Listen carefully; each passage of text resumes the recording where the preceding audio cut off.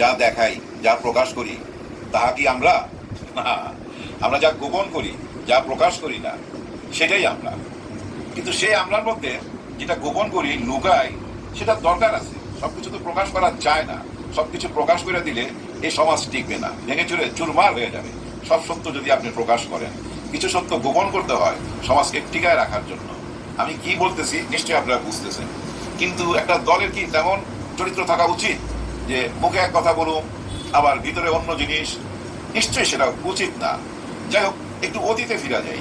জামাত ইসলামের সর্বোচ্চ নেতা গোলাম আজম সাহেবের যে বিচারটা হয়েছিল এটা আপনারা জানেন। জেলখানাতে ওনার মৃত্যু হয়েছে, উনি ইন্তেকাল করছেন। ওনার বিরুদ্ধে কি অভিযোগ?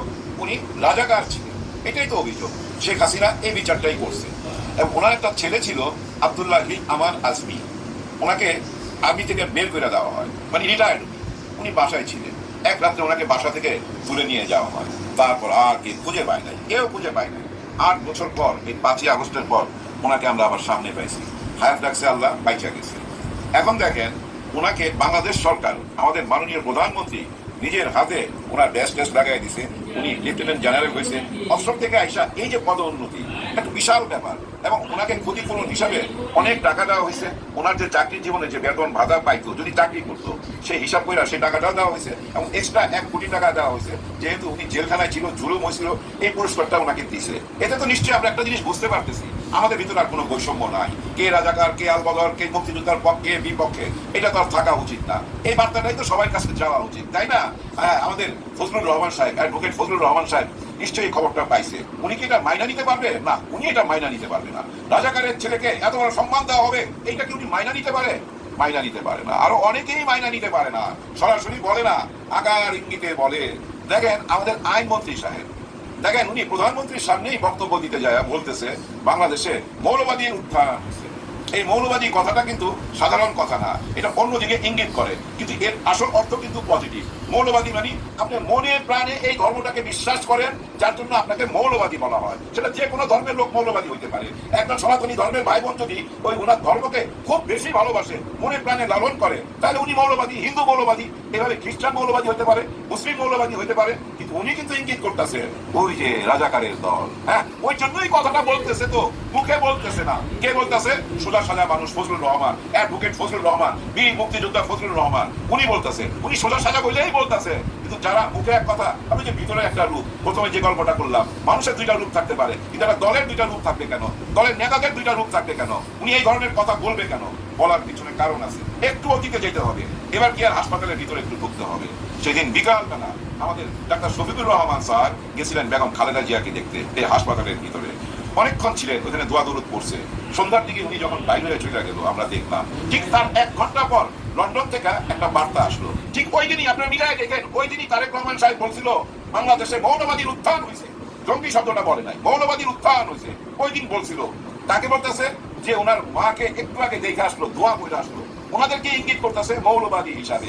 যার জন্য এখন এই নেতাদের অনেকেই এই কথাটা বলে, কারণ উনি তো ওনার ওই কথাটা উইথড্র করে নাই। উনি তো বইলা ছাইরা দিছে, যেভাবে বইলা ছাইরা দিছিল গুপ্ত গুপ্ত, ওই যে গুপ্ত, আর কিন্তু উনি গুপ্ত বলে নাই। কিন্তু মাঠ পর্যায়ে সবাই ওই গুপ্ত নিয়ে বহুদিন আমরা সময় কাটাইছি। কিন্তু এই যে মৌলবাদী মৌলবাদী এখনো বলা চালু রাখছি। আমরা আসলে বলতে চাই কি, ওরা রাজাকার রাজাকার, ওরা জঙ্গি জঙ্গি, ওরা ইসলাম নিয়ে ধর্ম নিয়ে ব্যবসা করে, এগুলাই বলতে চাই আমরা। আর ওইটারই সারমর্ম হচ্ছে মৌলবাদী। ওইটা শান্তি যদি পান বলতে থাকেন, কোনো অসুবিধা নাই। বর্তমানের জনগণ, এই দেশের মানুষ আর আগের মতো ঘুমায় নাই, তো জেগে উঠছে, সব কিছু বুঝতে পারে। যার জন্য অনুরোধ করবো এগুলা বলা বন্ধ করেন। এই বিভাগটা তৈরি করেন না, হজম করতে পারবেন না তো এই জেনারেশনের সাথে টক্কর দিয়া খুব একটা বেশি দূর আগাইতে পারবেন না। আপনারা যেটা বলবেন মুখের উপরে জবাব দিয়ে দিবে, তো ওরা বেয়াদব। আমরা বলি বেয়াদবি না করলে তো ভাই জবাব দেওয়া যায় না। আর জবাব দিতে গেলে ভাই ওই যে গাড়ি ফাড়ি চলে আসে, ওই গাড়ি নিয়ে কত কিছু বইটা গেল। দেখবেন তো এই জেনারেশন হচ্ছে মৌমাছির মতো, বুঝছেন? ঢিল দিবেন, বাঁচতে পারবেন না। হ্যাঁ, একটা ডিম মার্কেট 10টা খাইবেন। এই জেনারেশন এরকমই। দেখেন না, আমাদের প্রধানমন্ত্রী বলছিল দুর্নীতি পুটি চাইবা ধরু, এখন ওইটারে ব্যঙ্গ করে দেখতেছে দুর্নীতির বীজই চাইবা ধরু। কারণ কি জানেন, সরকার যতটুকু আগায়, যতটুকু সুনাম কামায়, যত কিছু ভালো কাজ করে, সব ধ্বংস হয়ে যায়। কাদের জন্য? ওই যে মাঠ পর্যায়ে ওইসব শয়তানগুলোর জন্য সবকিছু ধ্বংস হয়ে যায়। এখন দেখেন ওই যে বিচি চাইবা ধরাটাকে মিলাইছে টুটি চাইবা ধরার সঙ্গে, টুটি চাইবা ধরার সঙ্গে বিচি চাইবা ধরা মিলাই দিছে। দুর্নীতির টুটির কথা বলছে, টুটি কই থাকে? ওই বিচির মধ্যে থাকে। এটা নিয়ে এখন প্রচুর ট্রল হচ্ছে। আপনি যতই ভালো কাজ করেন না কেন, মাননীয় প্রধানমন্ত্রী যতটুকু আগায় যান না কেন, আপনার ডাইনা নিচে নামাই নিয়ে আসবে কে জানেন? বিরোধী দল না, আপনার দলের লোক। আপনার দলের লোকের কারণেই আপনি আগাইতে পারবেন না। আমার এই ছোট্ট কথাটা আপনারা নোট করে রাখেন। রাখেন সবাই, আপনারা কোন কথা কখন বলেন, কেন বলেন, কি উদ্দেশ্যে বলেন আমরা তো বুঝি। যেমন আমাদের মাননীয় স্বরাষ্ট্রমন্ত্রী সাহেব আজকে বলতেছিল made in India, K? Awami League, Sheikh Hasina. Made in India, made in ইন্ডিয়ার আর কোনো জায়গা হবে না বাংলাদেশে। আর কাদের হবে না? মেড ইন পাকিস্তানের, তাদের কোনো জায়গা হবে না। এই দেশের জায়গা হবে কাদের? জাতীয়তাবাদী দলের জায়গা হবে, ওই বিএনপির জায়গা হবে, আর কারোর জায়গা হবে না। এখন দেখেন উনি যে মেড ইন ইন্ডিয়া বললো শেখ হাসিনা বা আওয়ামী লীগকে, এখন মানুষ বলতেছে ও ঠাকুর ঘরে কে রে কলা খাই না। কারণ উনাকে সবাই মেড ইন ইন্ডিয়া বলছে না, Shillong Shillong made in India, যার জন্য এখন উনি মেড ইন ইন্ডিয়া বলতেছে আওয়ামী লীগ আর হাসিনাকে। তার মানে আমি বাংলাদেশি, আমি মেড ইন বাংলাদেশ, এটাই তো বুঝাইতে চাইছে। এটা নিয়েও ট্রল হচ্ছে, মানুষ এটাও বিশ্বাস করতে চাচ্ছে না। কেন বিশ্বাস করবে? আপনি তো বলছিলেন মাদকের টুটি চাইপা ধরবেন, আবার সেই টুটির জান থাকে কোথায়? বিচির মধ্যে, এটা মাথায় রাখেন। এখন এই বিচি চাইপা যে ধরবে না, সরি টুটির চাইপা যে ধরবে দুর্নীতি আর ওই মাদকের, ওই মাদকটা কই থেকে আসে? এই কক্সবাজার যেদিন মাদক মুক্ত হবে সেদিন বুঝবেন বাংলাদেশ মাদক মুক্ত হয়ে গেছে।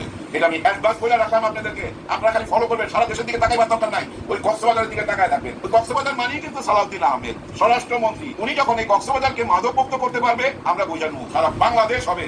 আমাদের মাননীয় প্রধানমন্ত্রী খুইলা বলা উচিত, হ্যাঁ খুইলা বলা উচিত। আপনার কার্যক্রম সবকিছুতেই মনে হয় পজিটিভ পজিটিভ, কিন্তু আপনাদের লোকজনের কথাই মনে হয় নেগেটিভ নেগেটিভ। এই যে দুইটা রূপ বিএনপির, কোন রূপটা আমরা বাইচা নেবো? আপনি নিজের হাতে আমান আসমিকে যে সম্মানটা দিচ্ছেন, এরকম সম্মান কি আপনার দলের লোকজন দেয়? দেয় না। আপনার মনের কথা তারা নিশ্চয়ই বুঝতে পারে না, তাদেরকে আগে বুঝান, নাইলে হবে কি জানেন? আপনার সমস্ত অর্জন ধূলিসাৎ হয়ে যাবে। একটা ছোট্ট গল্প বোঝা শেষ করে দিতেছি। এক দাদা আর এক কুকুরের গল্প। দুজনে দৌড় দিবে, দৌড় দিয়ে যে আগে যেতে পারবে সে সিংহাসনে বসবে। কেউ কিন্তু মাইন্ড করবেন না, কুকুরের সাথে কারো আমি তুলনা করতেছি না, এটা একটা গল্প। আর কুকুর হচ্ছে ভাই সবচেয়ে আপনজন, সবচেয়ে বিশ্বস্ত প্রাণী। বাঘের বাচ্চা বললে খুশি হয়, কিন্তু বাঘের কাছে যাইতে পারবেন সঙ্গে সঙ্গে তালা মাইরা খায়া ফেলাইব। আর এই কুকুর আপনার জীবন রক্ষা করবে, আপনার পাহারা দিবে, আপনার বন্ধু, সে অর্থে নিবেন। ওই কুকুর আর গাধা দৌড় দিছে, যে আগে যাবে সিংহাসনে বসবে। দাদা দৌড়ে যায়, ভাই সিংহাসনে বসে গেছে, বসে এদিক টাকায় ওদিক টাকায়, কুকুর ভাইরে দেখে না। আমার ভাইটা গেল কই? কিছুক্ষণ পর দেখে হাবাইতে হাবাইতে কুকুরটা আসছে। কি ভাই তোরা তো দেরি কেন, তোর গায়ে খামছি কেন? হ্যাঁ ওই কুকুরের গায়ে খামছি, রক্তাক্ত কামড়। ওই কুকুর তখন ওই গাধার কাছে কান্দা কান্দা বলতেছে আমার জাতি ভাই আমাকে রাস্তায় আটকাইছে, প্রত্যেক মহল্লায় মহল্লায় বাধা দিছে আমার জাতি ভাইরা, এরকম করে আমার কামড়াইছে, আমার সময় নষ্ট করছে, প্রত্যেকটা মহল্লা পার হতে গিয়ে আমি বাধাগ্রস্ত হয়েছি, যার জন্য সিংহাসনে বসতে পারলাম না। দেখেন নিজের জাতি ভাইয়ের জন্য সিংহাসনে বসতে পারলো না, পথে পথে বাধাগ্রস্ত হলো। এরকম যদি বাধাগ্রস্ত হইতে থাকে কোন সরকার, কেউ তা আগাইতে পারবেন না। এই সরকার ওই সরকার যে সরকারই আসুক না কেন, তার দলের লোক যদি, তার নিজের লোক যদি তাকে বাধাগ্রস্ত করে, সে কি আগাইতে পারবে? জীবনে আগাইতে পারবে না। যাই হোক, বুঝাইতে গিয়ে অনেক রকম কথা বললাম, কেউ কিছু মনে নেবেন না, ক্ষমার চোখে দেখবেন।